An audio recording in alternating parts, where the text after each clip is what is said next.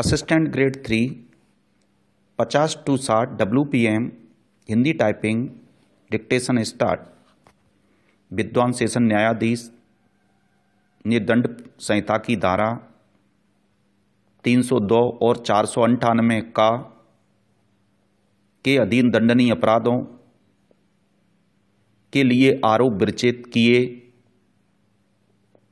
अपीलार्थी ने दोषी नहीं होने का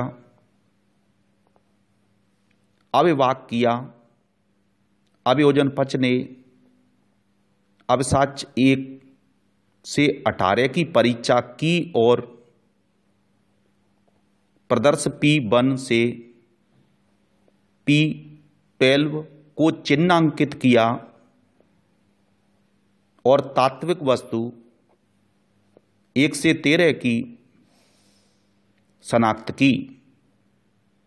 प्रतिरक्षा पक्ष की ओर से दंड प्रक्रिया संहिता की धारा 161 के अधीन अभिलिखित अब साक्ष्य 3 और 6 के कथनों के भाग प्रदर्श D1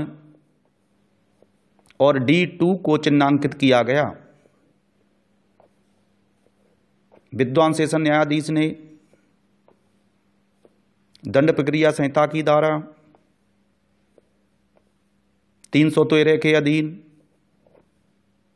अपीलार्थी से प्रश्न करने तथा अभियोजन और प्रतिरक्षा पक्ष को सुनने के पश्चात अपीलार्थी से अपना बचाव करने और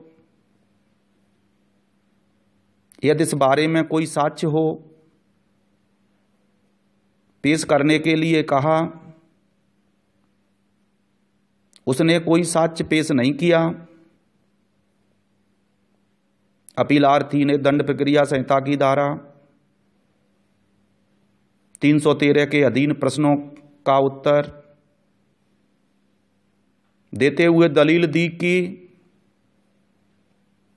घटना की तारीख को उसे अपनी बड़ी पुत्री की शल्य चिकित्सा कराने के लिए धन की व्यवस्था करने में आई कठिनाई के कारण वह मानसिक रूप से त्रस्त था। तब मृतका ने उसे सांत्वना दी थी और वह मकान से बाहर चला गया और कुछ समय के पश्चात उसने चीख पुकार सुनी और वह जल्दी से वापस आया और देखा कि मृतका आग की लपटों में जल रही थी और तब उसने आग बुझाने का प्रयास किया और उस प्रक्रिया में उसे जली हुई चतियां पहुंची। उसी दिन पुलिस ने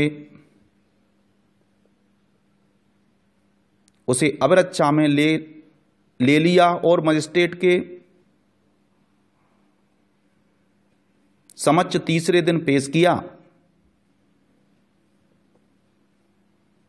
अभियोजन साक्षियों के समक्ष यह दलील दी गई कि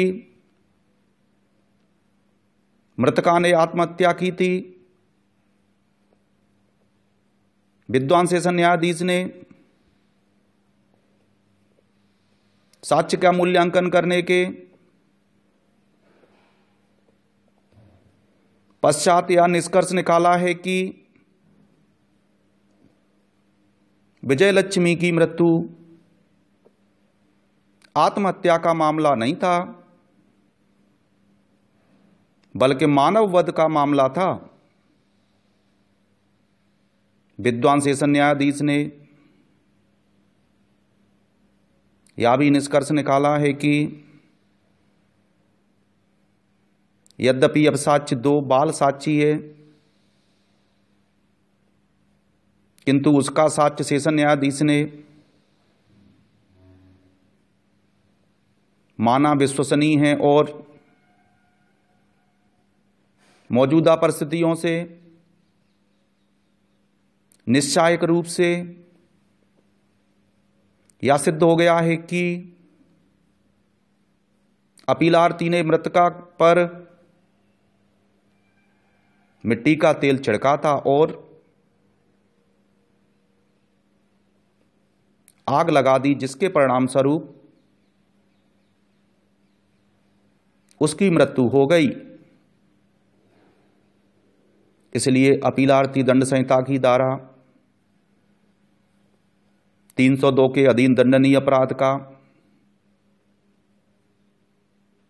दोषी पाया गया। विद्वान सेशन न्यायाधीश ने यह भी निष्कर्ष निकाला है कि दंड संहिता की धारा 498 के अधीन अपराध साबित करने के लिए कोई साक्ष्य नहीं है और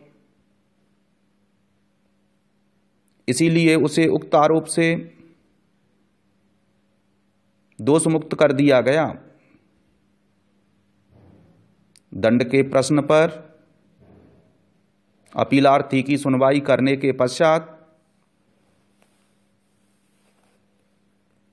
उसे आजीवन कारावास से दंडादेश दिया गया था। अपीलार्थी ने दंडादेश से व्यतीत होकर उसे कारागार से या अपील फाइल करके चुनौती दी गई है। पूर्ण विराम स्टॉप।